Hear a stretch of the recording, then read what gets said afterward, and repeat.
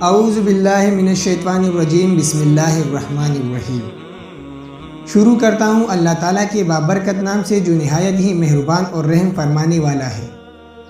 معزز ناظرین، آپ دیکھ رہے ہیں یوٹیوب چینل اصلی دنیا، اور ہمارا آج کا ٹاپک ہے تبوک کے سفر میں قوم سمود کی بستی پر گزرنے کے بارے میں۔ معزز ناظرین، غزوہ تبوک ایک مشہور غزوہ ہے اور نبی کریم صلی اللہ علیہ وسلم کا آخری غزوہ ہے۔ حضور اقدس صلی اللہ علیہ وسلم کو اطلاع ملی کہ روم کا بادشاہ مدینہ منورہ پر حملہ کرنے کا ارادہ کر رہا ہے اور بہت بڑا لشکر لے کر شام کے راستے سے مدینہ کو آ رہا ہے۔ اس خبر پر 5 رجب 9 عیسوی کو نبی اکرم صلی اللہ علیہ وسلم اس کے مقابلے کے لیے مدینہ طیبہ سے روانہ ہو گئے۔ چونکہ زمانہ سخت گرمی کا تھا اور مقابلہ بھی سخت تھا، اس لیے حضور اقدس صلی اللہ علیہ وسلم نے صاف اعلان فرما دیا تھا کہ روم کے بادشاہ سے مقابلہ کرنے کے لیے چلنا ہے، تیاری کر لی جائے۔ اور حضور اقدس صلی اللہ علیہ وسلم نے خود اس کے لیے چندہ فرمانا شروع کیا۔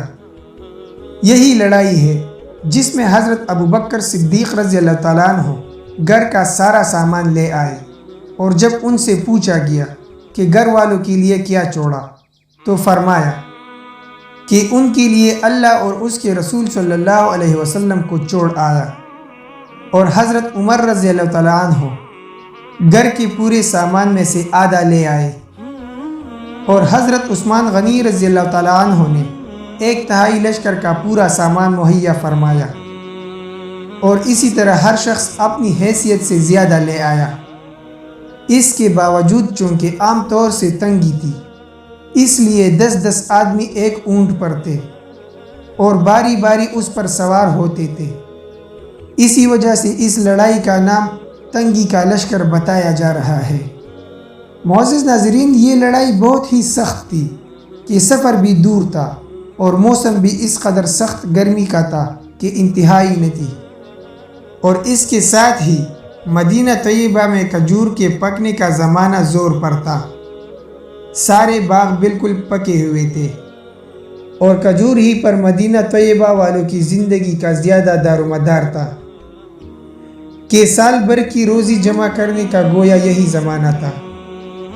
ان حالات میں یہ وقت مسلمانوں کے لیے نہایت سخت امتحان کا تھا کہ ادھر اللہ کا خوف، حضور اقدس صلی اللہ علیہ وسلم کا ارشاد جس کی وجہ سے بغیر جائے نہ بنتی تھی، اور دوسری جانب یہ ساری دقتیں کہ ہر وقت مستقل روک تھی، بالخصوص سال بھر کی محنت اور پکے پکائے درختوں کا یوں بے یار و مددگار چھوڑ جانا جتنا مشکل تھا وہ ظاہر ہے۔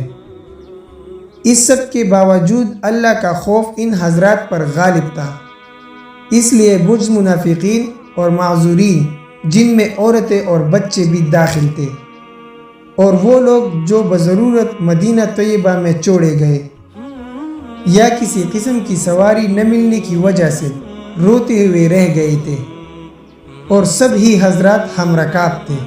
البتہ 3 حضرات بلا عذر کے شریک نہیں تھے، جن کا قصہ انشاءاللہ بہت جلد ہم آپ لوگوں تک پہنچا دیں گے۔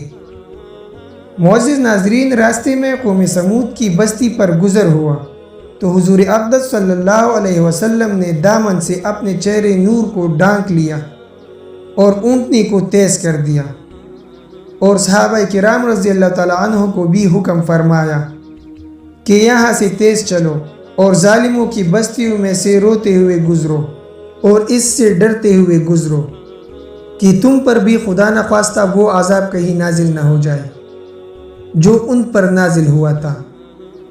معزز ناظرین، اللہ کا پیارا نبی اور لاڈلا رسول صلی اللہ علیہ وسلم عذاب والی جگہ سے ڈرتا ہوا اور خوف کرتا ہوا گزرا، اور اپنے جانثار دوستوں کو جو اس سخت مجبوری کے وقت میں بھی جانثاری کا ثبوت دیتے ہیں، روتے ہوئے جانے کا حکم فرماتا ہے کہ خدا نخواستہ وہ عذاب ان پر نازل نہ ہو جائے۔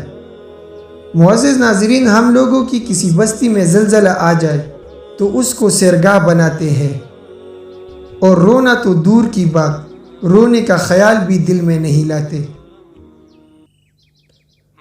ہاں تو ناظرین، اب تک کے لیے اتنا ہی۔ مزید ایسے اسلامک ویڈیوز کے لیے دیکھتے رہیے ہمارا چینل اصلی دنیا۔